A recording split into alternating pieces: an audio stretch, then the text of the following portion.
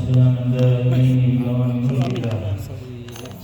السيد محمد بن سجاد اليوم المأمور بالقاعدة dengan memuji kepada Rasulullah sallallahu alaihi wa ala alihi wa sahbihi wa sallam dengan sirah Imam Ali bin Muhammad al-Habashi dengan sirah kita ibadah rahmatillah dengan pintu rahmatnya Allah subhanahu wa ta'ala kita meminta kepada Allah maka mudah-mudahan dengan rahmatnya Rasulullah dengan berkahnya Rasulullah kita dikumpulkan bersama Rasulullah sallallahu alaihi wasallam. قال سيدنا الإمام علي بن محمد الحبشي في مولد يسمى الدرر ومن نشر سيده تعطرت الطرق والمنازل وبعرف ذكره تطيبت المجالس والمحافل. Dikatakan oleh Imam Ali bin Muhammad bin Al-Habashi beliau mengatakan dengan maulidnya dengan menyebut nama Rasulullah wangian majlis-majlis dan dengan menyebut nama Rasulullah harum dan setiap majlis yang diadakan.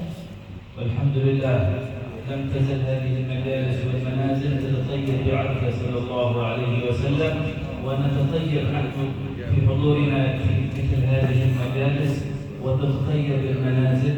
نسأل الله أن يغمرنا إن شاء الله بعرفه بطيبه صلى الله عليه وسلم.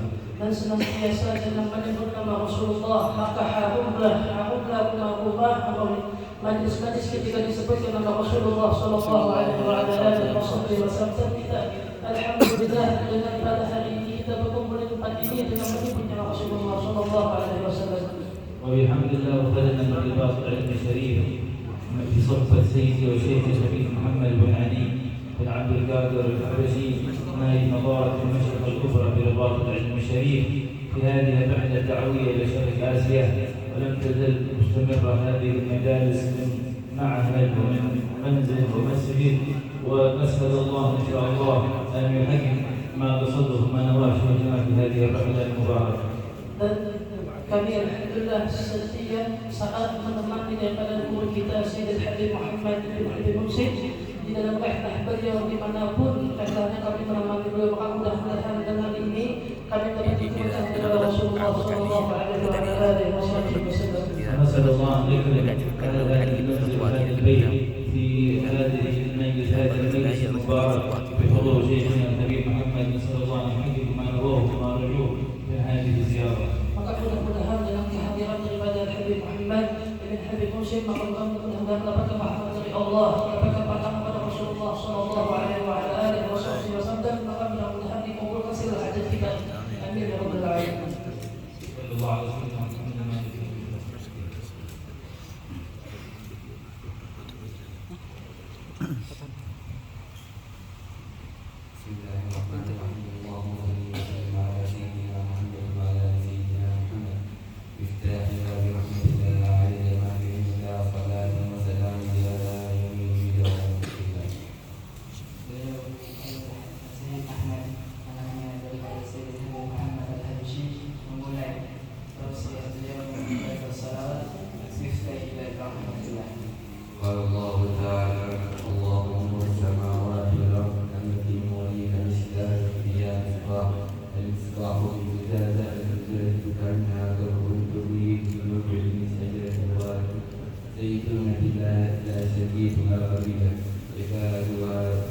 زيتها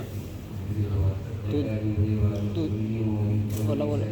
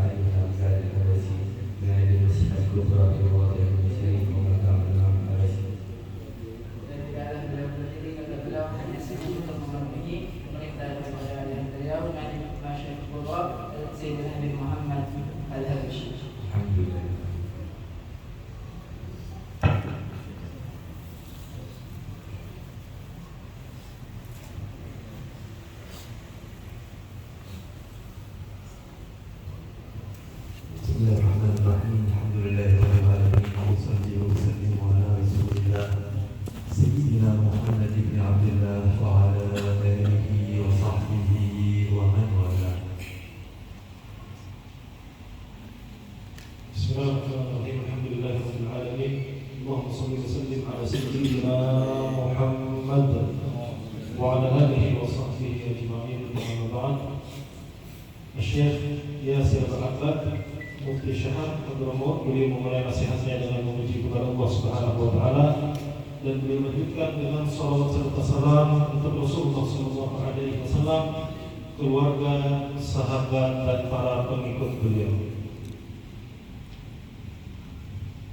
ما أحسن أن يكون مثل هذه الاجتماعات في ديارنا في بيوتنا لتحل فيها البركة ولتعمها الخيرات،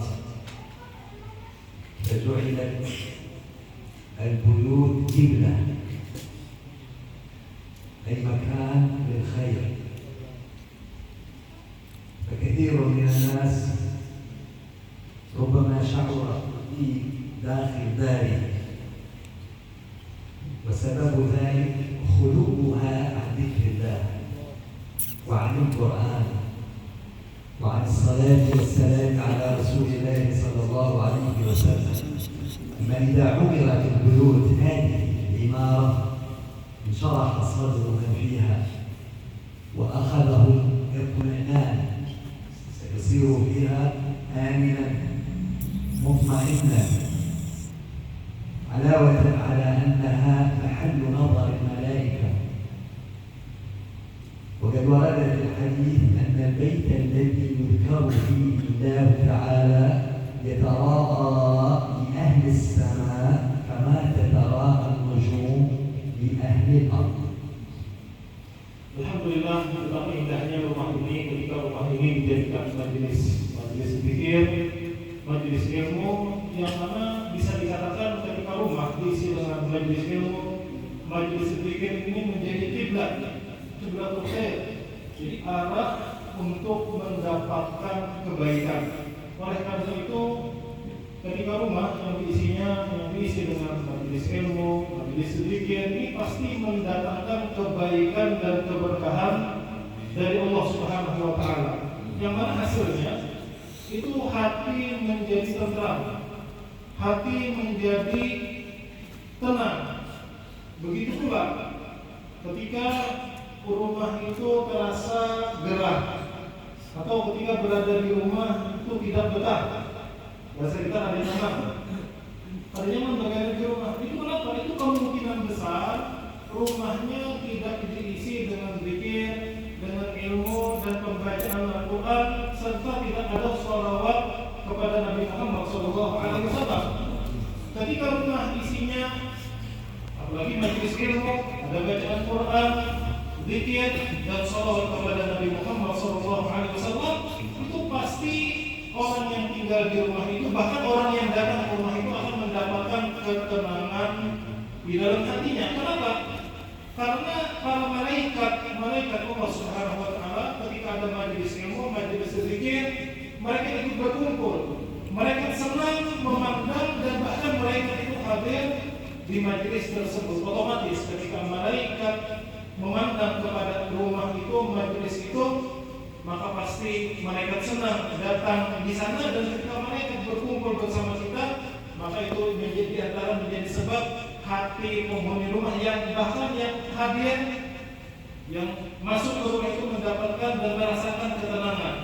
Disebutkan dalam hadis Nabi Sallallahu Alaihi Wasallam, rumah yang di dalamnya dibacakan Al-Quran, maka rumah itu bercahaya, dilihat oleh para malaikat sebagaimana kita penduduk bumi melihat bintang di atas bercahaya. Begitu pula rumah yang di dalamnya dibacakan Al-Quran, maka malaikat Allah melihat rumah tersebut bercahaya.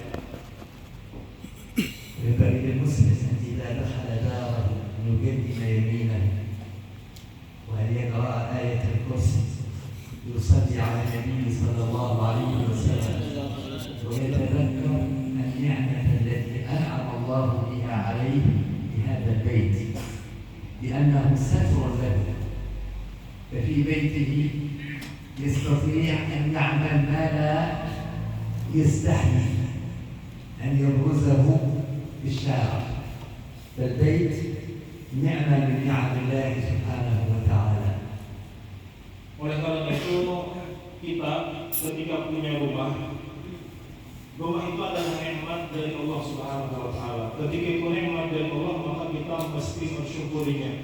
Mensyukurinya bagaimana? Setiap kali masuk rumah, dahulukan kata Syekh Yasir Abad, dulukan dulu kaki kanan, ucapkan salam, baca ayat kursi dan baca sholawat kepada Nabi Muhammad SAW. Dan hati kita memandang, alhamdulillah aku berisian rumah, yang mana rumah ini adalah nikmat dari Allah, yang mana di rumah ini kita lebih bebas daripada di luar. Ujar apa ada? Kita ketika bagana masuk ke rumah kita, ujar Syekh yang sebelumnya kita di luar karena bahwa berpenampilan sembarangan. Tapi kalau dalam rumah, anak bawa kacau baju ada masalah. Rumah kita adalah, ujar apa ada? Artinya rumah ini menjadi pelindung kita. Saturn, jadi menjadi pelindung kita, yang mana mungkin tidak bebas kita melakukan di luar, tapi di dalam rumah kita leluasa untuk melakukan yang tidak layak dilakukan di luar rumah. Dan ini nikmat luar biasa ketika kita punya rumah. Ini nikmat dari Allah Subhanahu wa taala. Yang mana tadi nasihat beliau apa? Ucapkan salam, mendahulukan kaki kanan, baca ayat kursi dan salawat kepada Nabi Muhammad SAW. وليجعل له نصيب من الصلاة النافلة في داره. فأفضل صلاة النافلة أن تصلى في البيوت إلا المكتوبة والصلوات التي تسن الجماعة فيها كالعيدين وكالكسوفين، هذه تصلى في أماكنها في المساجد. لكن صلاة النافلة الأفضل أن تكون في البيت. نهى النبي صلى الله عليه وسلم أن نجعل بيوتنا مقابر يعني لا يصلى فيها، بل نجعل حوض من صلاة النافلة داخل البيوت. Dan hendaklah kita sembahyang sunnah itu di rumah. Jadi paling afdol sholat sunnah itu dilakukan di rumah. Supaya rumah kita ini ada juga kebaikannya, ada juga keberkahannya. Ini sebagaimana yang dijelaskan para ulama. Kalau sembahyang sunnah, meskipun ada beberapa sholat sunat yang bagusnya dilakukan di luar di masjid, misalnya sholat 2 hari raya, atau sholat gerhana matahari dan gerhana bulan, itu memang ada tempat khususnya, mungkin di lapangan atau di masjid. Tapi secara umum kita ini dianjurkan untuk sholat sunnah di rumah. Dan Nabi SAW beliau melarang kita jangan sampai rumah kita itu seperti kuburan. Rumah kayak kuburan, apa? Artinya ada disembahyangi. Jadi kalau di rumah itu ada pernah sholat sunat, itu rumah seperti kuburan. Dan mengenai sholat 5 waktu, sholawat maktubah, itu tentunya yang afdolnya, yang utamanya dilakukan berjamaah di masjid. فإذا خرج المسلم من داره سنة أن يقول بسم الله توكلت على الله لا حول ولا قوة إلا بالله، فإن ملكا يناديه أن كفيت ووقيت، يعني تكون مكفيا محفوظا من جميع الأسواق.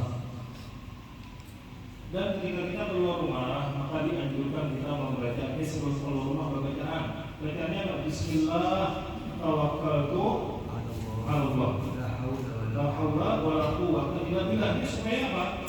Nah, itu ketika kita membaca doa itu setiap kali keluar rumah, Bismillah tawakkaltu 'ala Allah, la haula wala quwwata illa billah, maka malaikat mengatakan kepada kita kufita wa waqita. Engkau dicukupkan dan engkau dijaga daripada segala yang tidak baik. ونحن في رحلتنا الدعوية هذه نقرأ في كتاب فتح الإله تأليف مفتي مكة المكرمة الإمام محمد بن الحسين الحبشي، والد الإمام الحبشي مؤلف صمت التراب. Dan beliau dalam kegiatan dakwah beliau selama keliling-keliling di Indonesia ini, nah, selain daripada berceramah itu membaca pula kitab Fathulillah. Kitab Fathulillah ini dari Imam Al-Habib Muhammad bin Husain Al-Habashi, abah daripada Sahib Sinteduram Al-Imam Al-Habib Ali bin Muhammad bin Husain Al-Habashi. Nah, jadi kitab Fathulillah ini karena abahnya Habib Ali Al-Habashi Sahibul Maulid. قال رضي الله تعالى عنه فصل وليحذر كل الحذر من ترك الجمعة تهاونا بها فإن عقوبة ذلك سوء الخاتمة والعياذ بالله عز وجل. قال صلى الله عليه وسلم لا ينتهين أقوام عن ودعهم الجمعات أو لا يختمن الله على قلوبهم ثم لا يكونن من الغافلين. قال صلى الله عليه وسلم من ترك 3 جمع تهاونا بها طبع الله على قلبه. وفي رواية فقد نبذ الإسلام وراء ظهره. وسئل ابن عباس رضي الله عنهما عن رجل يصوم النهار ويقوم الليل ولا يشهد الجمعة والجماعة وقال هذا في النار. قال صلى الله عليه وسلم إنما جعل الإمام ليؤتم به فإذا كبر فكبروا ولا تكبروا حتى يكبر وإذا ركع فاركعوا ولا تركعوا حتى يركع وإذا قال سمع الله لمن حمده فقولوا ربنا لك الحمد وإذا سجد فاسجدوا ولا تسجدوا حتى يسجد الحديث. قال صلى الله عليه وسلم أما يخشى الذي يرفع رأسه قبل الإمام أن يحول الله رأسه رأس حمار. ونهى عليه الصلاة والسلام عن نكر كنكر المغراب. في الإحياء إن الذين يخرجون من الصلاة على 3 أقسام طائفة ب25 صلاة وهم الذين يكبرون ويركعون بعد ركوع الإمام وطائفة بصلاة واحدة وهم الذين يساوون الإمام وطائفة بلا صلاة وهم الذين يسبقون الإمام. وروي أن الرسول سادوا 400 بعير و40 عبدا لأبي إمامة الباهلي رضي الله عنه فدخل على رسول الله صلى الله عليه وسلم حزينا فسأله عن حزنه فأخبره بما وقع له وقال خشيت أن هذا تلك التكبيرة الأولى مع الإمام. وقال يا رسول الله أشد من هذه كلها؟ قال ومن ملء الأرض جمالا. هذا الفصل فيما يتعلق بالحث على المحافظة على الجمعة والجماعة.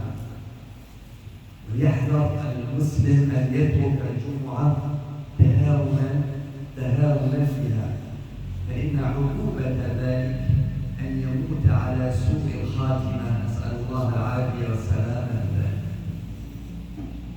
Jadi pasal yang dibaca Syekh tadi itu tentang dorongan sholat Jumat dan sholat berjamaah. Jangan sampai kita meninggalkan sholat berjamaah, apalagi sholat Jumat. Karena hukumannya luar biasa. Yang meninggalkan sembahyang Jumat tanpa uzur karena menganggap enteng, menganggap remeh, menganggap biasa saja. Nah, ini hukumannya ini apa? Yang dikhawatirkan itu suul khatimah, mati tidak membawa iman. Nah, mudah-mudahan kita semuanya diberikan keselamatan, keafiatan. وإذا ترك المسلم 3 جمع كما ورد في الحديث متواليا طبع على قلبه يسود قلبه. وسئل ابن عباس عن رجل يصوم النهار ويقوم الليل لكنه لا يشهد الجمعة فقال هو في النار. Ini ada hadis yang menjelaskan bahayanya meninggalkan sholat Jumat 3 kali berturut-turut, maka hatinya itu ditutup, dikunci, digembok oleh Allah Subhanahu wa Ta'ala. Artinya hatinya itu gelap, tertutup. Nah, ini yang menjadi apa tadi? karena hati tertutup bisa menyebabkan su'ul khatimah. Sayyiduna Ibnu Abbas radhiyallahu anhu Su'ila an rajulin ditanya tentang seorang laki-laki yang mana puasa setiap hari dan sholat malam sepanjang malam, cuma ada Jumatan. Cuma kadang sholat buah bintang. Beliau meskipun sholat malam tiap malam, meskipun puasa setiap hari, tapi kadang sholat Jumat, buah bintang dia di neraka tempatnya. ذكر المؤلف مسألة الابتداء بالإمام. ينبغي للمأموم بل يجب على المأموم أن يتأخر فعله عن فعل الإمام، فإنه إذا تأخر فعله عن فعل الإمام يعني رفع بعد أن رفع الإمام، رفع بعد أن رفع الإمام، يحوز على درجة المضاعفة وهي 25 درجة. أما إذا ساواه قارن فعله بفعله بزمن واحد حاز على صلاة واحدة فقط فكأنه صلى منفردا. والنوع الثالث يسبق الإمام فيخرج بلا صلاة. فالناس ثلاثة أقسام بما يتعلق بفعل المأموم مع إمامه. Allahumma sholli ala Muhammad. Kemudian lanjutan daripada pembahasan tadi itu yaitu tentang mengikuti imam. Kita kalau sholat berjamaah itu mesti mengikuti imam. Dalam mengikuti imam ini ada 3 kelompok, ada 3 macam orangnya. Ada 3 macam makmum bagaimana dia mengikuti imam paling sempurna untuk mendapatkan 25 derajat. Mungkin yang sering didengar 25 derajat. Itu bagaimana sholatnya? Ketika berjamaah, ketika imam bangkit misalnya dari rukuk, sami Allahu liman hamidah, baru makmum tadi mengangkat kepalanya dari rukuk. Begitu pula ketika imam misalnya bangkit dari sujud, baru dia bangkit dari sujud. Ini yang betul-betul mendapatkan keutamaan sholat berjamaah 25 derajat, atau mungkin riwayat yang lain 27 derajat. Ini yang pertama, ini yang paling sempurna. Yang kedua, ada juga menjadi makmum tapi berimbai dengan imam. Berimbai Pak? Memang gerakannya berimbai. Berimbai apa bahasa Indonesianya? Berbarengan lah. Di sini banyak orang belajar paham aja lah apa lah. Jadi berbarengan, memang berbarengan. Nah ini apa? Ini juga mendapatkan 1 derajat atau 1 sholat seperti sholat sendirian. Karena sholat munfaridah seperti sholat sendirian. Cuma yang lebih parah ini yang ketiga. Yang lebih parah ini sembahyang berjamaah, posisi menjadi makmum tapi apa? Berdahulu pada imam. Imam belum rukuk berdahulu sendirian. Nah ini apa? Ini pertama hukumnya haram, tidak dibolehkan. Dan sholatnya itu seandainya sah pun kharaja minas shalah bila shalah. Tuntung sembahyang pada berharap sembahyangnya. Kenapa? Bahkan bisa berdosa karena berdahulu ada di imam. Kita ini makmum pengikut sama dahulu imam kan aneh. Nah, ini yang perlu diperhatikan. Yang paling sempurnanya tadi setelah imam baru kita berlaku, baru kita bergerak.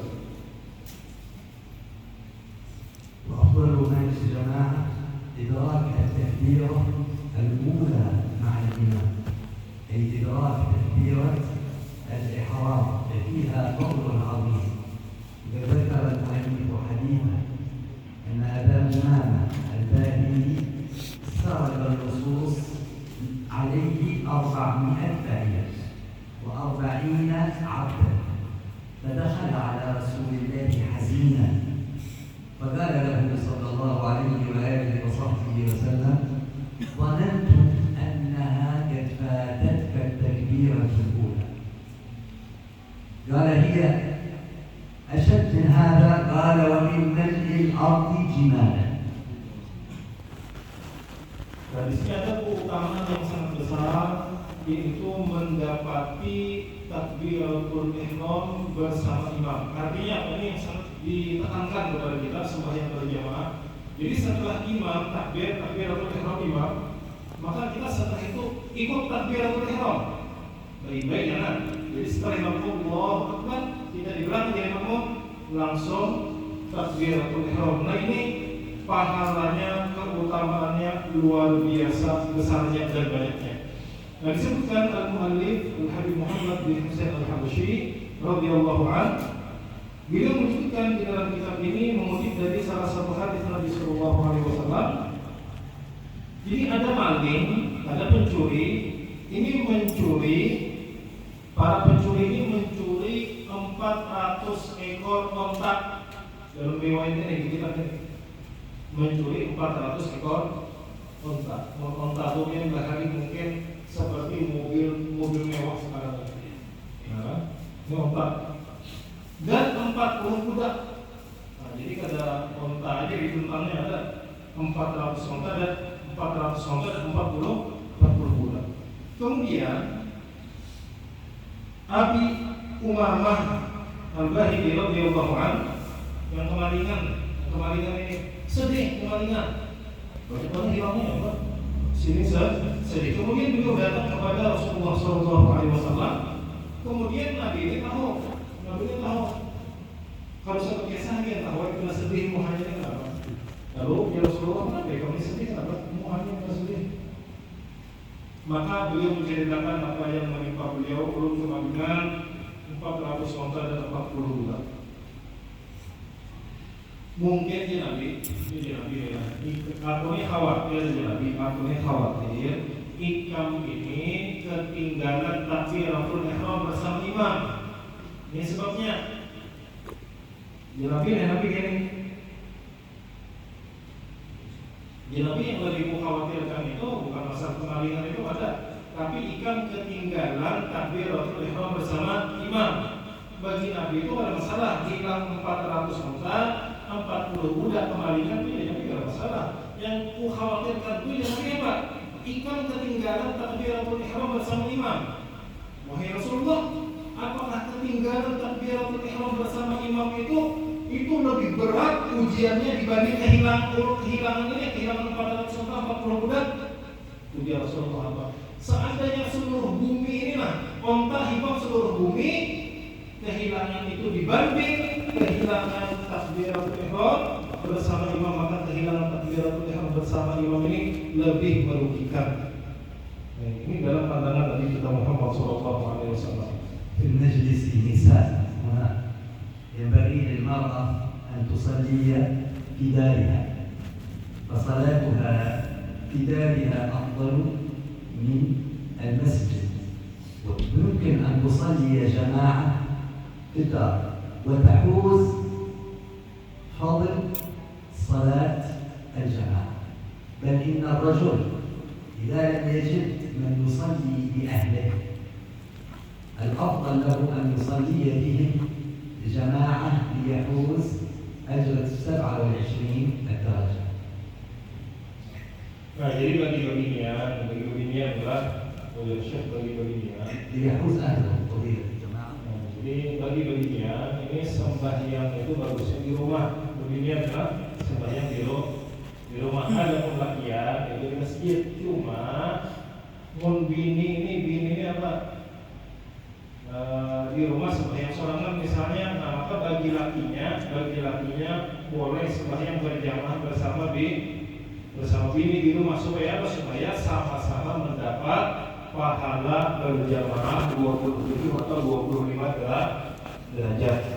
Ini mungkin awan misalnya kan, beginian sembahyang berjamaah di rumah, maka bagusnya yang laki sembahyang dengan istrinya berjamaah di rumah. Cuma bagusnya lagi ini kalau mengendari lah sembahyang dulu lagi ke masjid, kulit dia apa mau begini. Itu bagusnya.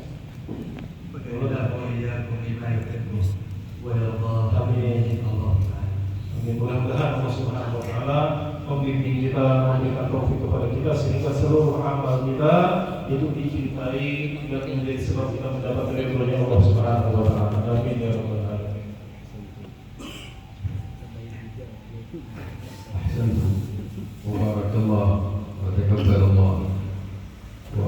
وبلغ الحاج مبين كل ما يروم وكل ما يطلب إن شاء الله، وهدانا وإياه الصراط المستقيم بجاه النبي الرؤوف الرحيم صلى الله عليه وعلى آله وصحبه وسلم. Beliau Sayyid Habib Muhammad Ibn Habib bin Munsif Ali bin Abdul Qadir bin Muhammad Ibn Sayyidina Imam Ali bin Muhammad Al-Habashi memulai ucapannya dengan berdoa semoga Allah menerima apa-apa yang telah kita lakukan saat ini, dan juga beliau berdoa khusus untuk tuan rumah Bapak Haji Mukim, semoga Allah sampaikan cita-citanya, Allah sampaikan, kabulkan semua hajat dan keinginannya, dan semoga Allah Subhanahu wa taala selalu memberikan sehat afiat kepadanya. Amin ya rabbal alamin. Wa ismu fa'il yufid al-istimrar. Ismu fa'il mugin yufid al-istimrar, وفيه معنى الفعل الحسن أن الله تعالى يديمه على ذكره وشكره وحسن عبادته وطاعته. Nama Sidin ini Haji Mukim. Kalau dalam bahasa Arab tarkibnya itu fa'il, isim fa'il. Jadi pelaku, orang yang melakukan iqamah. Kemudian makna atau faedah dari fa'il adanya istimrar, terus menerus. Maka Sayyid Habib Muhammad mengambil tafa'ul, semoga dengan namanya beliau ini Haji Mukim, Allah berikan terus menerus agar selalu berzikir mengingat Allah, bersyukur atas nikmat-nikmat Allah, dan terus menerus beribadah dengan baik kepada Allah Subhanahu wa taala. وصاحب شمس الدرر الإمام الحبشي يقول في بيت من قصيدة له في مدحه للنبي صلى الله عليه وسلم، كما سمعتم ذكر السيد علوي يقول الإمام الحبشي للنبي عسانا على حبه وذكره مبين. Al-Imam Al-Habsyi mengarang Maulid Simtud Durar.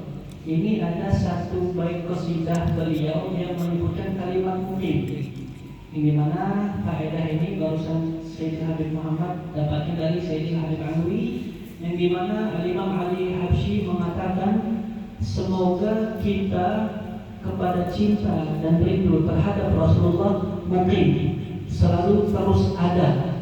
Artinya kurang lebih seperti mungkin, yakni orang yang tetap, yang menetap. Artinya Imam Habsyi minta kepada Allah semoga Allah tetapkan selalu kecintaan dan kerinduan di hati kita kepada Rasulullah sallallahu alaihi wasallam.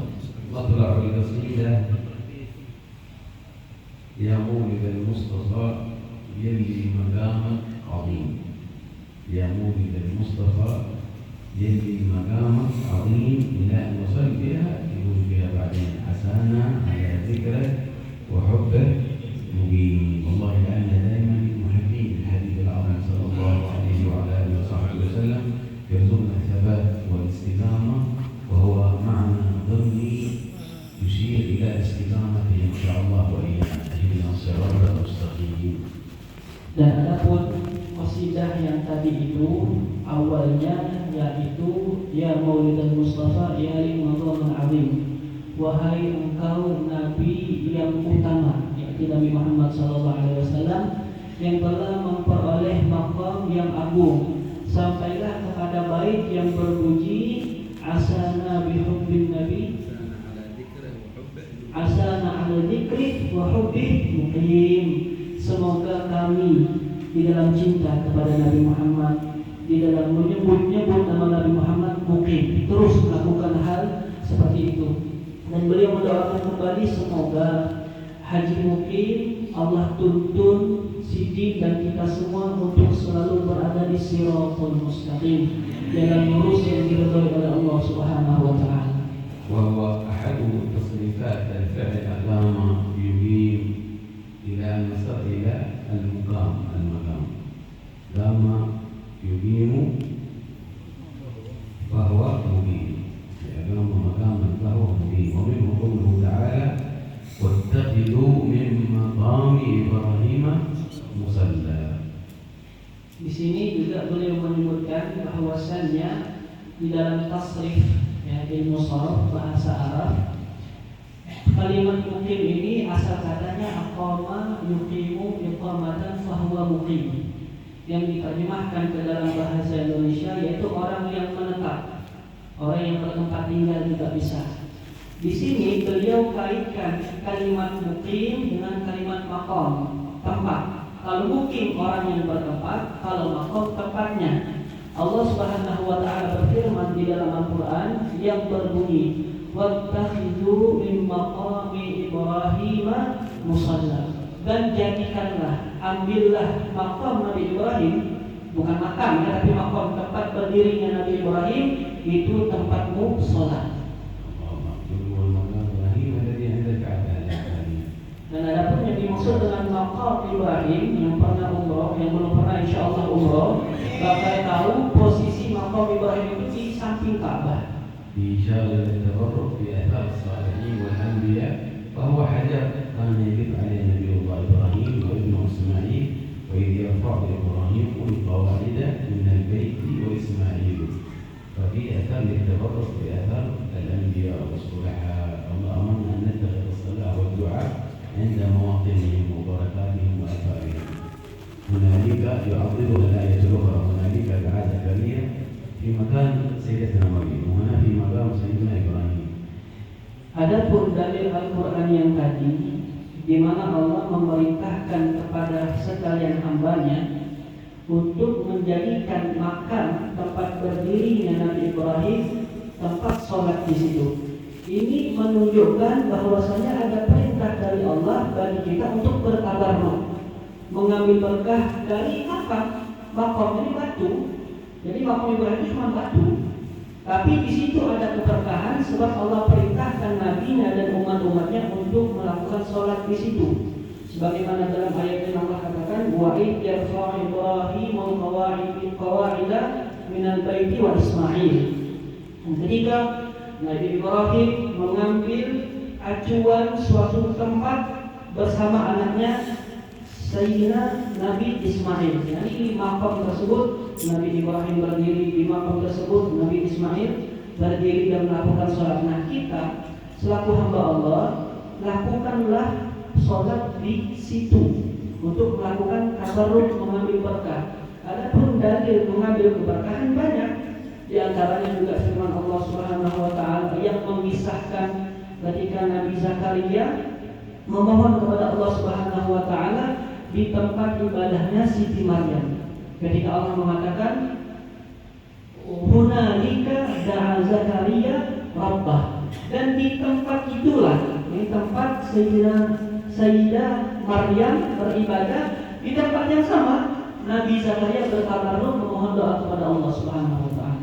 هذه القصيدة التي ذكر فيها الإمام الحبشي اسم مبين، يقول في منبعها يا مولد المصطفى يلي مقامك عظيم، عسى بجاه النبي يحصل شفاء للسليم، قولوا بصوت صدق اللجاء يا ربنا يا كريم، جل بالعوافي وبادر بالشفاء للكريم، يا ربنا يا جزيل العفو يا ارحم رحيم، جل بالعوافي ولا تسقط على العبد الدين، والعبد يرضاك يا المولى بقلب سليم، غريبنا المصطفى محسنه يكرم غريب، وسلافنا واهلنا سلطان بلده كريم، ومن حضر عندهم مسافر او هو مقيم وعظم كرامه، لنا ذكر النبي الكريم، عسى ان على ذكره وحبه مقيم. ذكروا مرتين لفظه مقيم بالمعنى، ومن حضر عندهم مسافر او هو مقيم وعظم كرامه، لنا ذكر النبي الكريم، عسى ان على ذكره وحبه مقيم.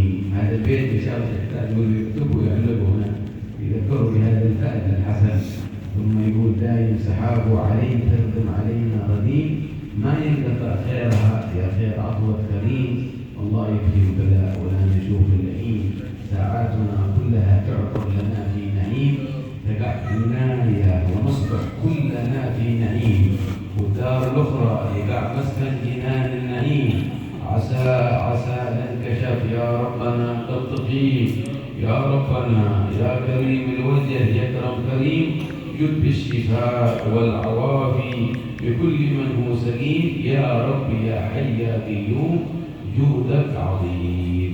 الله Di sini بعدين نشيلها munsyid nanti dibaca qasidah yang mulia Mustafa. Nanti disiapkan ya liriknya. Jadi mana makna نشيلها marhaba. Nanti ada sama Sayyid Makmun baca. Jadi tadi Sayyid Habib Muhammad membaca full qasidah Imam Ali bin Muhammad Al-Habsyi yang di situ ada kalimat mungkin 2 disebutkan.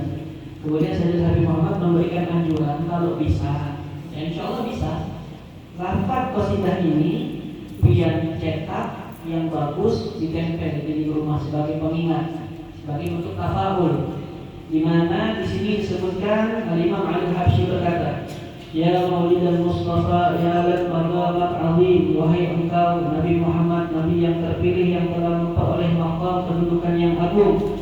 Asa bijahin Nabi yahsul syifa bis-sajim. Semoga dengan kemuliaan Nabi orang-orang yang sakit mendapatkan kesembuhan. Kemudian singkatnya sampailah ada penyebutan mungkin, tapi tidak pakai haji. Ini kan haji mungkin, cuma sebut mungkin saja.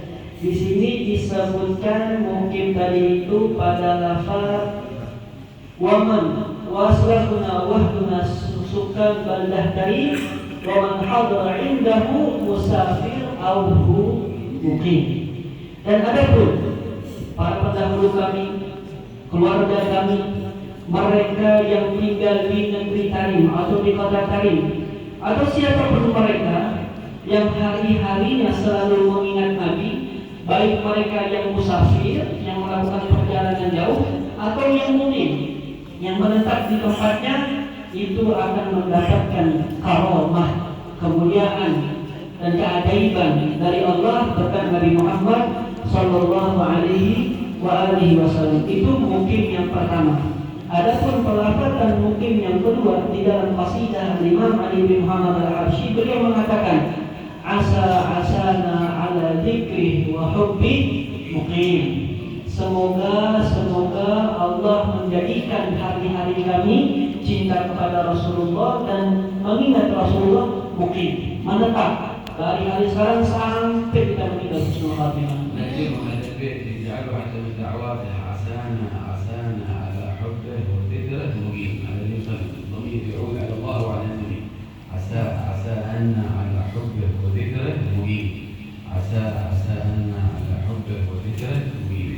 Kemudian beliau memberi himbauan buat haji mukim, khusus lafaz ini asana ala hubbi wa dzikri mukim, jadikan doa setiap harinya. Setiap dia selesai sholatkah atau kapan berdoa dengan kalimat ini. Nanti insya Allah akan dituliskan, dihafalkan, dibaca. Asana ala hubbi wa dzikri mukim. Semoga kami dalam penyebutan dan cinta kepada Rasulullah selalu menetap. Sebut sama-sama Habib Muhammad. عسى أن على حبه وذكره مقيم. هذا التكرر إن شاء الله دعاء خاص يوافق اسمه بالإجابة إن شاء الله. Doa khusus buat haji mukim karena sesuai namanya. Insya Allah Allah kabulkan dengan cepat. Amin. هذا الدعاء كله يوافق حديث النبي في الحديث المسلسل في المحبة اللهم أعني على ذكرك وشكرك وحسن عبادتك. عسى أني على حبك وذكرك مقيم. Jadi doa yang tadi, yang dimana Imam Al-Habsyi minta kepada Allah agar selalu menjadi dirinya ini menyebut Nabi dan cinta kepada Nabi, itu senada dengan sabda Nabi Muhammad SAW di dalam hadis Al-Musalsal bil Mahabbah, yang dimana Nabi meminta kepada Allah dengan doa Allahumma a'inni ala dzikrik wa syukrik wa husni ibadatik. Ya Allah, bantulah aku untuk mengingat, menyebutmu, bersyukur atas nikmatmu dan beribadah dengan baik kepadamu. طيب وبحمد لله انتهينا في رحلتنا الدعوية بالتعليق ببعض ما يسره الله في إبراز علوم السلف الصالح من خلال فقرات مولد صمت الدرر، وفي كل مجلس امتثالا له سيدي وشيخي الوالد الحبيب المنصف علي بن عبد القادر الحبشي حفظه الله نقف على شيء من ارتباط كتبهم ومؤلفاتهم بفنون العلم، منها علم الأصول، منها علم العقائد، أو غيرها من علوم الآلة، البلاغة والنحو، أو علم المنطق، أو المعنى الإشاري الصوفي. ووصلنا في البيت الخامس وهو قوله: يا ربي صل على محمد ما سارت مريح نصر بالنصر كذاب، مريح نصر بالنصر كذاب. Dan alhamdulillah kami telah melakukan di dalam rihlah ini setiap tempat yang kami singgahi, baik itu pesantren kah, majelis kah, rumah kah, selalu mengambil kesempatan untuk mensyarahkan Maulid Simtud Durrar, yang dimana ini memang perintah dari Abah Sidin, yaitu Sayyid Habib Munsif Ali bin Abdul Qadir Al-Habsyi. Dan ada pun tujuan ini semua untuk memberitahu kepada kita bahwasannya pengetahuan dan ilmu para ulama salaf ini sangatlah luas. Hanya dengan sedikit kalimat dari itu kita bisa belajar berbagai macam funun ilmu, berbagai macam bidang-bidang keilmuan, baik dalam usul fikih, balaghahnya, nahwu sharafnya, mantiqnya, atau dalam segi tasawufnya. Nah, sebagaimana Imam Ali bin Muhammad Al-Habsyi yang saat ini beliau memiliki kitab Simtud Durrar dan disyarahkan oleh Sayyidil Habib Muhammad di majelis-majelis sebelumnya. Pada hari ini dan di rumah ini kita telah sampai pada lafaz Ya Rabbi Salli ala Muhammad Marifun Nasri bin Nasri Qadhar. Ya Allah, wahai Tuhanku, sampaikanlah salawat kepada Nabi Muhammad selama berhembusnya angin pertolongan dari Allah untuk para mereka yang berjuang di jalannya. نعم، تكلمنا على الناحية النحوية إعرابا ومعاني ما المصدرية الظرفية وما الموصولة أنها تفيد التعميم وأنها في محل جملة خبرية، واختيار الإمام الحبشي لفظة يا ربي بحذف المضاف إليه مع ضوء العرب واختياره إذا كان المعنى واضح، ثم تعرضنا إلى المعنى البلاغي وما حواه من مجاز ومن إيجاز، وتكلمنا على الناحية الكلامية لعلم العقيدة، وأنا أتكلم على قاعدة العادة أسباب عادية في الأصل لا تأثير لها استقلالا، إنما بوجود المؤثر فيها. النار لا تحرق إلا بوجود التأثير، والسكين لا تقطع إلا وهكذا. ووصلنا عند المبحث الختامي وهو مبحث علم المنطق والمبحث الناحية السلوكية الإشارية. Dan alhamdulillah di beberapa majelis yang lalu pada lafaz Ya Rabbi Shalli ala Muhammad Ma'rifun Nasri bin Nasri Qadhar telah beliau jelaskan dari segi ilmu nahwu sudah, sharaf sudah, balaghah, majaz, ijaz sudah, berbagai macam pemahaman dalam ilmu alat bahasa Arab yang seperti Ya Rabbi, di situ ada ya munada dengan mudhaf ilaih, ada hadaf ya dalam lafaz shalli dan lain-lain. Nah, di kesempatan kali ini kami akan mensyarahkan lafaz tadi dengan dua cabang bidang ilmu. Yang pertama dari ilmu mantiq, yang kedua ilmu suluki atau kita sebut biasanya dengan ilmu tasawuf. نعم. هنا في البيت مريض نصر بالنصر يذهب من حيث علم المنطق فيه ضمنيا ما يعرف عند علماء المنطق قياس خفي، قياس خفي بمعنى عندهم الصغرى والكبرى والنتيجة والعلالة اللزومية. مثلا الصغرى تفيد أن سبب كل نص له سبب، كل نصر له سبب أعلى. هذه صغرى. الكبرى كل سبب أعلى له سبب أكبر، وهو بركة وأثر النبي صلى الله عليه وسلم. النتيجة كل نصر سببه أثر بركة النبي صلى الله عليه وآله وسلم. هنا النتيجة هنا قياس خفي ضمني إذا أردنا أن نخرج على علم المنطق في هذا الموضوع. Jadi beliau Sayyidina Habib Muhammad menjelaskan lafaz ya Rabbi salli ala Muhammad ma'rifun nasri bin nasri badhab dalam segi ilmu mantiq. Yang pernah belajar ilmu mantiq insyaallah paham. Yang dimana disebutkan bahwasanya para ulama mantiq di dalam lafaz ini ada istilah yang namanya qiyasul khafi.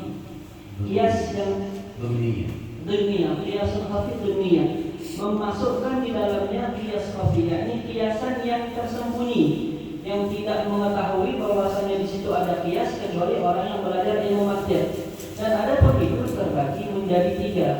Ada yang sughra, ada yang kubra, ada yang natijah hasilnya. Adapun sughra, ini seperti bahwasannya yang namanya nasr, pertolongan atau kemenangan tidak akan diperoleh kecuali sebelumnya ada sebab-sebab yang menjadikan kita menang. Seperti kita berjuang dengan benar, jumlah kita lebih banyak, maksudnya kemenangan dalam jihad. Jumlah kita lebih banyak, senjata kita lebih lengkap. Ini dalam istilah sughra, yang menjadikan suatu kejadian terjadi karena adanya sebab. Itu sughra. Kemudian yang kubra, yang dimana penjelasannya adalah bukan berarti kemenangan itu terjadi dengan sebab-sebab yang disebutkan. Artinya tidak pasti, belum tentu. Belum tentu walaupun di dalam perang pasukan kita lebih banyak, senjata kita lebih lengkap, terus kita menang. Belum pasti, walaupun ini sebabnya. Sebagian besar orang kalau perang dia punya senjata lengkap, jumlah lebih banyak, menang, tapi tidak pasti. Karena di dalam penjelasan kubro, kemenangan itu akan didapat jikalau mereka mendapatkan keberkahan Nabi Muhammad SAW. Contohnya, para muslimin zaman dulu perang sama kafir. Sering kita dengar ceritanya, jumlah kafir sekian ribu, jumlah muslim cuma sekian ratus. Tapi menang apa kalah? Menang. Kenapa menang? Padahal sebabnya tidak dapat. Senjata tidak lengkap, pasukan kurang, tapi menang karena mendapatkan kebersamaan berkah Nabi Muhammad SAW. Begitu pula dengan an-natijah, hasilnya, yang dimana kemenangan tersebut intinya bukan dari banyaknya jumlah pasukan, bukan dari lengkapnya senjata dan persiapan, akan tetapi di situ ada Nabi Muhammad SAW. إذن المعنى الإجمالي للبيت هنا يبني بما يسمى عند علماء المنطق علاقة لزومية. يبني علاقة لزومية. يا ربي صل على محمد ماريه نصر بالنصر كذهب، أي كلما هب نصر فسببه سبب معنوي وهي بركة وأثر النبي صلى الله عليه وسلم. لا نصر إلا بصلة باطنية تسبقه وهي سر النبي صلى الله عليه وسلم. وهذا المعنى يفيدنا لماذا يتأخر نصر الإسلام ونصر المجاهدين على الكفار، لأن العلاقة اللزومية والاتصال بالنبي اللازم القوي ضعفت، فلما ضعف تأخر النصر. فلا نصر إلا بالعلاقة اللزومية المتصلة الدائمة برسول الله صلى الله عليه وسلم. Dan adapun penjelasan secara global yang dimaksudkan pertolongan kepada mereka para mujahid di jalan Allah, di sini ada yang namanya istilah alaqah luzumiyah, ikatan yang harus ada, yaitu kemenangan akan didapatkan walaupun secara logika nggak mungkin menang, tapi akan dan pasti didapatkan ketika alaqah luzumiyah ini ada. Hubungan yang harus ini ada apa? Hubungan dengan Nabi Muhammad Sallallahu Alaihi Wasallam. Sekarang kalau kita tanya, di sebagian negara banyak kaum muslim berperang, Tapi kenapa kok nggak mengamalkan sampai sekarang? Itu penyebabnya karena alaqah luzumiyah yang dimaksudkan tadi, hubungan yang harus ada melemah. Apa itu? Hubungan dengan Nabi Muhammad SAW melemah. Sudah lemahnya kita di dalam menegakkan syariatnya, lemahnya kita di dalam menghidupkan sunnah-sunnahnya. Jadi jangan heran perang-perang kaum muslimin sekarang susah dapat kemenangan, sebab dia menghilangkan hubungan dengan Nabi Muhammad SAW. ويريد المعنى في البيت عسانا على حبه وذكره مقيم على اللزومية. Maka daripada itu, di bait yang tadi kalau bisa kita semua menjadikan ini doa untuk selalu Allah menjadikan penyebutan dan cinta kepada Rasulullah mungkin tetap ada di dalam hati kita. ومنه يستأنس بقوله تعالى إذا ولد عند المجاهدين فقد ولد النصر. قوله تعالى واعلموا أن فيكم رسول الله. إذا ولد رسول الله فينا بسنته بمحبته باتباعه بكثرة الصلاة عليه النصر محقق في لحظة. Dan juga mengambil suatu faedah bahwasanya memang benar kemenangan pasti akan didapatkan bagi mereka yang berperang kalau mereka menghidupkan sunnah Nabi, mengikuti Rasulullah, menjalankan syariatnya sebagaimana firman Allah Subhanahu wa taala, wa'lamu anna fikum Rasulullah. Ketahuilah bahwasanya bersama kalian Rasulullah. Kalau kalian terus merasakan perasaan ini, selalu bersama Rasulullah dengan artian melaksanakan sunnahnya, menegakkan syariatnya, jangan ragu, kemenangan pasti akan kalian dapatkan. هذا في القرآن. أما في السنة فالحديث الذي جاء عنه صلى الله عليه وسلم في ذكر المسيح الدجال. المسيح الدجال قال صلى الله عليه وسلم إذا جاء وأنا فيكم فأنا حجيجكم. بمعنى إذا أنا فيكم فرسول الله يخبر كيف آخر الزمان الساعة. رسول الله قد انتهجت إلى الآخرة يشير إلى الأمر المعنى والصلة والرابطة اللزومية. إذا جاء وأنا فيكم واعلموا أن فيكم رسول الله بسنتي بمحبتي بالعمل فالحجة قائمة لكم وإذا لم أكن فيكم فستهلكون معه. Itu tadi dalil di dalam Al-Quran yang Allah katakan wa'lamu anna fikum Rasulullah. Di dalam hadis juga dikatakan di mana Nabi Muhammad SAW bersabda kepada sahabat-sahabatnya, jikalau suatu saat Dajjal menghampiri kalian, kalau nggak ada aku kalian habis tersesat. Tapi kalau ada aku yang akan menjadi haji, ini orang yang memberikan alasan untuk melindungi dan memberikan kemenangan kepada kalian. Dari sini kita bisa petik hikmah. Fitnah terbesar itu fitnah Dajjal. Tapi kalau kita bersama Rasulullah, kita akan selamat dari fitnah tersebut. والحديث الآخر في موقف سيدنا عمر بن الخطاب في غزوة من الغزوات أمير الجيش وجد أن النصر يتأخر، يجاهدون الكفار يقاتلون، استبطأ النصر فكتب إلى سيدنا عمر يقول له أمدنا بالجيش والعتاد لأننا تأخرنا في النصر. سيدنا عمر لأنه له سلاح برسول الله وعلم أن فيكم رسول الله، له الآخر الزومية لرسول الله، استخار الله وفكر ونظر بعين البصيرة والإيمان وكتب إلى الأمير الجيش قال بعد المقدمة والحمد لله وأعلم أني لا أرى تأخر النصر لسبب القوة والعتاد والذخيرة والمجاهدين، ولكن لعل في الجيش إهمال لسنة رسول الله. فتقدم الجيش انظر سينصركم الله بسنة رسول الله. قالوا فتلقى أمير الجيش الرسالة فتفحص الجيش كلهم وجدهم جميعهم يحملون سنة السواك ما في الجيش. إيه؟ هذه سنة رسول الله.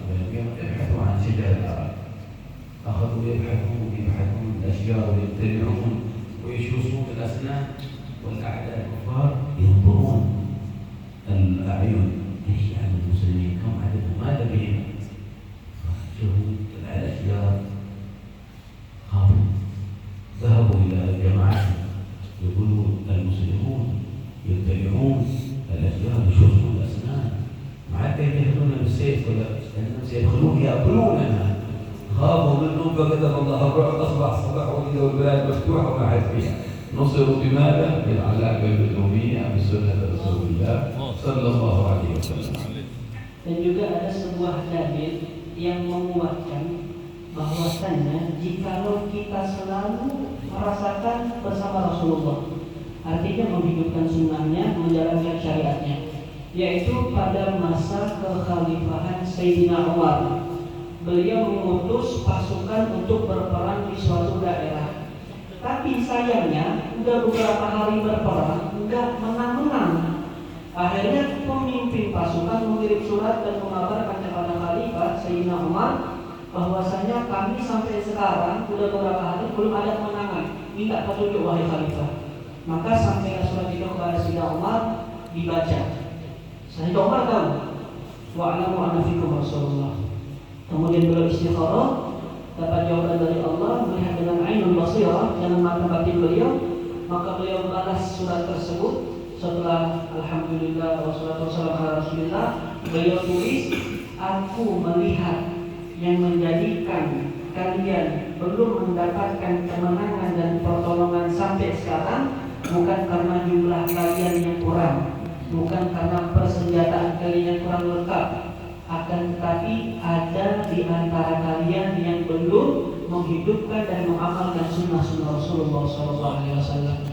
Ketika surat itu sampai kepada pemimpin pasukan, dibaca. Beliau baca sampai ada teguran dari Khalifah untuk menghidupkan sunnah. Sunnahnya mana yang belum kita amalkan ini? Diperiksa satu-satu pasukannya. Ternyata di antara mereka kebanyakan tidak bawa siwak. Akhirnya si komandan, pemimpin pasukan bilang, ayo cari kayu arok, potong rantingnya, jadikan siwak. Sebelum berperang, para pasukan muslim melakukan hal itu. Pasukan kafir dari seberang yang jauh sana melihat, wah itu pasukan muslim ngapain? Ngambil kayu, dipotong-potong, digosok-gosokkan di giginya. Karena jauh, orang kafir mikir, wah orang muslim makan kayu. Laporlah dia kepada komandan, wahai komandan, aku melihat di seberang sana orang-orang muslim makan kayu. Jangan-jangan setelah itu dia makan kita. Takut mereka melihat pasukan muslim yang padahal bersifat.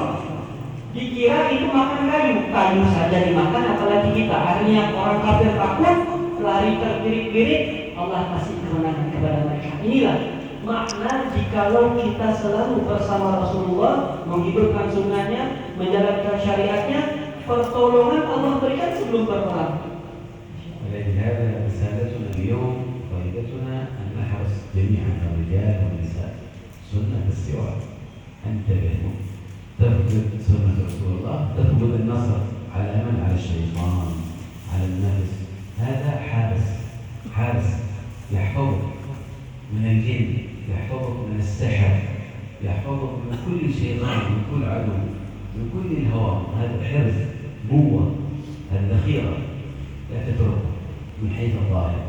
تشتكي وسواس، استخدم السواك. تشتكي حسد، استخدم السواك، خليه معك. تشتكي عيون، سحر، خرق، خذ السواك، كله يزول منك، ما هتقدر عليه.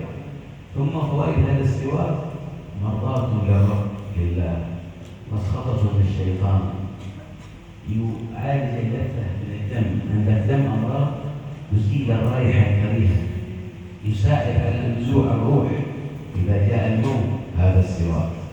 وكم عدد الفقهاء أسرار وخصائص العجب، وتوسعوا فيه حتى ذكروا أن السنة لا يزيد على شبر.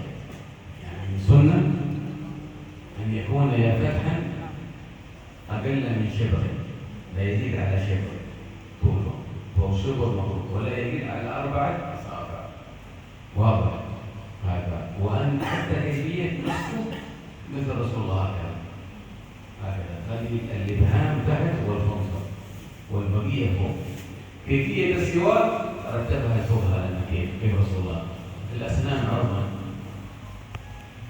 3، اللسان طولا، كيف كل شيء لعظمته. قال رسول الله: لولا أن أشق على أمتي لأمرتهم أمر بالسواك عند كل وضوء في رواية كل صلاة. Jadi pesan beliau pada sore hari menjelang maghrib ini kepada kita semua, baik yang laki-laki ataupun kaum perempuan, untuk selalu memiliki yang namanya siwak. Selain sunnah Nabi SAW, ini juga Allah yang akan menjadikan kita mendapatkan pertolongan di dalam perangnya kita. Kalau kita tanya, emang sekarang kita perang apa ini? Perang melawan setan, perang melawan hawa nafsu. Kalau mau menang, jangan lupa senjatanya siwak. Bagaimana siwak ini memberikan faedah yang banyak sesuai sabda Nabi Muhammad SAW. Ini mardatun lirrab, bisa mendapatkan ridha Allah, masfatun lisyaitan, buat setan musuh kita ini marah dia, dan juga bisa mempermudah ruh ketika sakaratul maut. Jadi orang yang rutin bersiwak, sakaratul mautnya lancar begitu saja. Nah, kemudian kalau kita ingin terlindungi dari sihir, dari penyakit ain, dari orang-orang yang hasud, senjatanya siwak, kecil saja. Tapi ini senjata yang luar biasa bagi kita untuk menghalau sebuah gangguan baik zahir ataupun batin. Nah, adapun ukuran siwak dan cara memakai yang benar sebagaimana telah dicontohkan oleh Sayyidina Habib Muhammad, yaitu jangan sampai siwak kita ini lebih dari 1 jengkal, kurang dari 1 jengkal. Ya. Kemudian tidak lebih lebar dari jempol, tidak lebih lebar dari jempol. Kemudian cara makainya 3 jari di atas, jempol di bawah dan kelingking di bawah. 3 jari di atas, jempol kelingking di bawah. Kemudian cara memakainya kita letakkan di tengah, di gigi atas, menggosoknya seperti angka 8, mulai dari kanan. Digosok 3 kali atau sampai 7 kali seperti angka 8, kemudian digosokkan juga ke lidah sebanyak 3 kali. Dan faedahnya juga bisa menghilangkan penyakit berdahak. Nanti yang batuk-batuk berdahak, yang flu misalnya, mau hilang pakai siwak. Inilah himbauan dari Sayyidina Habib Muhammad untuk kita semua agar mendapatkan pertolongan dari Allah, yaitu dengan menghidupkan sunnah Nabi Muhammad SAW bermulai dari siwak. أنتم نقول جميعا نستغفر الله نستغفر الله نستغفر الله نستغفر الله تبنا إلى الله تبنا إلى الله تبنا إلى الله من جميع المعاصي والذنوب كبيرها وصغيرها الله يتقبل هذه التوبة منا واجعلها توبة نصوحة خالدة خالصة مقبولة موجبة لرضاه عنا ودخول جنته والموت على الشهادة. لا إله إلا الله لا إله إلا الله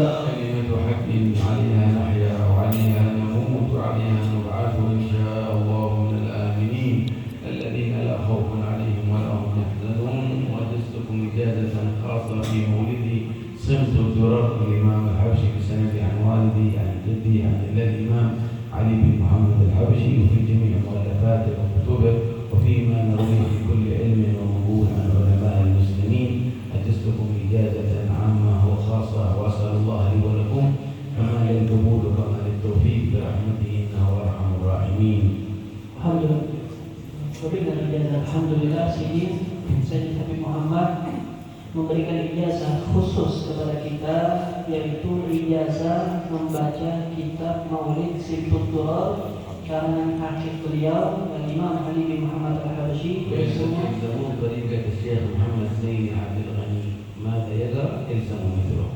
السر كيف بيقولكم الشيخ محمد زين عبد الغني في مسجده الروضة إذا أصمت التراب أنتم خلوا الأثار على الأثار. هذا الذي حفظ بين لكم، لا تخالفون أي شيء، تبغون القوة والسر والمدد. يمشي هذا بقولكم الشيخ زين عبد الغني إلى الشيخ محمد الشيخ، ولا تبتدئوا ولا تأخذوا أي شيء. كل السر في معاني هؤلاء الذي عملوا اثبتوا عليكم. Beliau mengijazahkan kepada kita Maulid $100 seperti juga kumpulan-kumpulan kalam Imam Ali Habsyi yang sudah kita terima dengan mengatakan qabilna ijazah. Kemudian beliau memberikan himbauan khusus kepada kita yang ada di Kalimantan Selatan, Banjar dan sekitarnya, Pelai Hari juga termasuk pastinya, agar membaca Maulid sebagaimana tauladan kita Abah Bulus Kubur baca. Beliau baca apa? $100. Maka kita di Kalimantan Selatan baca $100 dengan cara seperti beliau, cara yang tenang, pelan, santai, dengan suara yang merdu. Karena inilah asas yang menjadikan tanah Banjar ini seperti yang kita lihat sekarang. Majelis Maulid di mana-mana. Kita teruskan. Jangan kita menjadi mubtadi', orang yang mengubah, mengganti apa yang sudah dilakukan oleh Abah Bulus Kubur. المشي على السلف يبقى السلف. إذا خلفنا تذهب البركة، يحصل الخلاف، يحصل النزاع، يحصل الفقر، يحصل المرض. لما؟ لأننا خلفنا الطريقة التي كان عليها سلفنا. وما الله قال من المؤمنين رجال صدقوا ما عاهدوا الله عليه فمنهم من قضى نحبه ومنهم من ينتظر. نحن وما بدلوا تبديلا وما بدلوا. تبي تبدل تغير، البركة سلفها وتحصل لك الفقر والمرض والغلاء والمشاكل، لأن مسألة أشياء شيوخ تركبوا وأسسوا وأنت تغير. بعدين فين بركة؟ فين بركة؟ خلف من بعدهم خلفنا ضاعوا قضية. فين السر؟ ما في سر. فين العافية؟ ما في عافية، مرض. فين الغنى؟ فقر. هذا السبب. غير، بدل. Berjalan di jalannya salaf atau melakukan apa yang telah dilakukan salaf, ini yang menjadikan kita mendapatkan sir anugerah agung dari Allah Subhanahu wa taala. Dan sebaliknya, kalau kita berjalan jalan yang lain, melakukan hal yang lain tidak seperti para salaf dilakukan, maka kita akan mendapatkan kesusahan, fakir, sakit, berbagai macam kesusahan intinya. Yang dimana mereka para salaf itu adalah orang-orang yang dikatakan oleh Allah Subhanahu wa taala, lil mu'minina rijalun shadaqu ma 'ahadullah 'alaihi minhum wa minhum faminhum man qada nahbahu wa minhum man yanqadir. Di kalangan orang mukmin ini ada rijal, ulama, contoh Abah Bulus Kubur. Di antara mereka juga man qada nahbah yang sudah meninggal dunia, Abah Bulus Kubur, wa minhum man yanqadir. Jadi antara mereka yang sedang menunggu giliran untuk menghadap kepada Allah Subhanahu wa taala. Mereka ini adalah orang yang jalan seperti jalan orang-orang terdahulunya. Wa ma badalu tabdila. Dan mereka tidak mengganti apa-apa yang telah dilakukan salafnya. Kita di Kalsel, ya, wilayah Banjar, salaf kita Abah Bulus Kubur berjalan dan membaca Maulid $100. Kita sebagai penerus yang menunggu giliran ini, maka berjalanlah dan ikutilah apa yang beliau baca. Jangan mengganti dengan yang lain.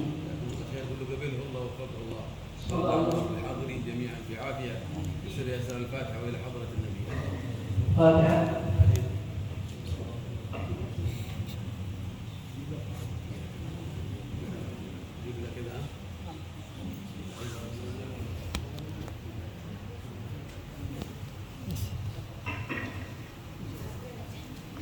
Allahu Akbar, Allahu Akbar, Allahu Akbar, Allah.